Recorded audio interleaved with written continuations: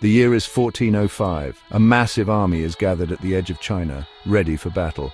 It's led by a man who, even in his old age, makes people feel both amazed and terrified.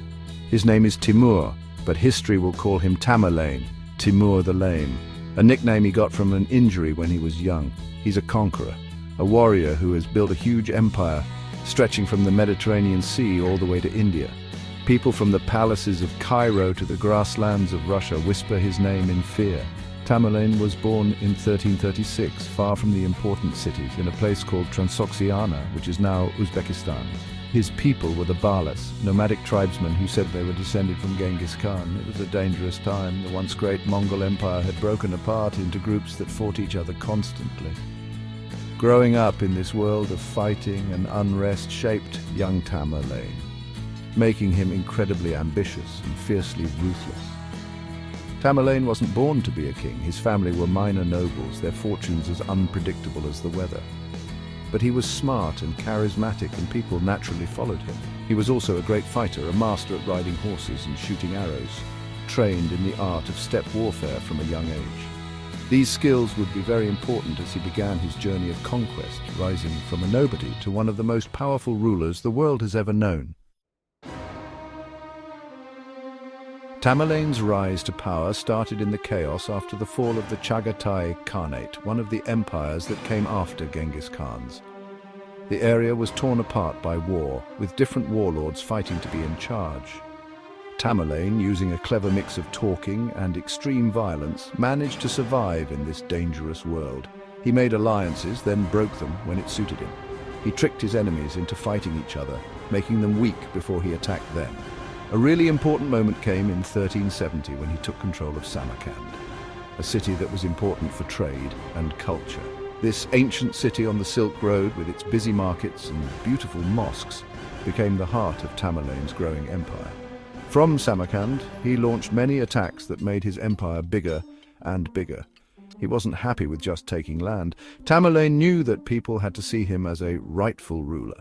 He said he was a good Muslim, a defender of his religion. He supported scholars and artists, rebuilt cities destroyed by war, and filled them with amazing mosques, libraries, and hospitals. But this image of a fair and religious leader hid the terrible cruelty he used to gain his power. Tamerlane's victories often came with terrible acts of cruelty.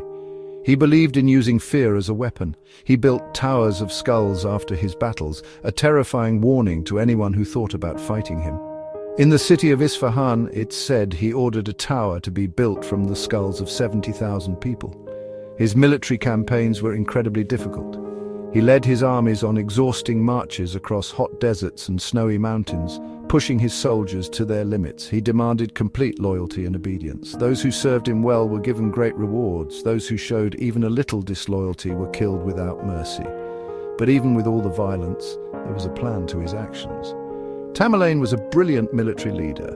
He studied how his enemies fought and changed his own plans to take advantage of their weaknesses. He was great at supplying his armies, even on very long campaigns. He used new technologies, adding gunpowder weapons to his army, which were incredibly destructive. With Central Asia under his control, Tamerlane looked for new lands to conquer.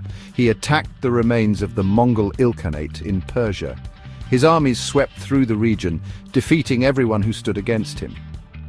City after city fell to his forces. The once powerful Ilkhanate, weakened by its own internal fighting, was no match for Tamerlane's mighty army. By 1393, Tamerlane ruled Persia. He had added some of the richest and most cultured cities in the world to his empire. He put puppet rulers, often locals, in charge of these cities to rule for him. This practical approach helped keep his new territories peaceful. Tamerlane's conquest didn't stop at Persia. He marched west, fighting the Mamluks of Egypt and Syria. He captured Damascus in 1401, a city famous for its beauty and knowledge. But his victory was short. He had to take his army back east to deal with a new threat. The Golden Horde, a powerful Mongol group, was moving into his territory.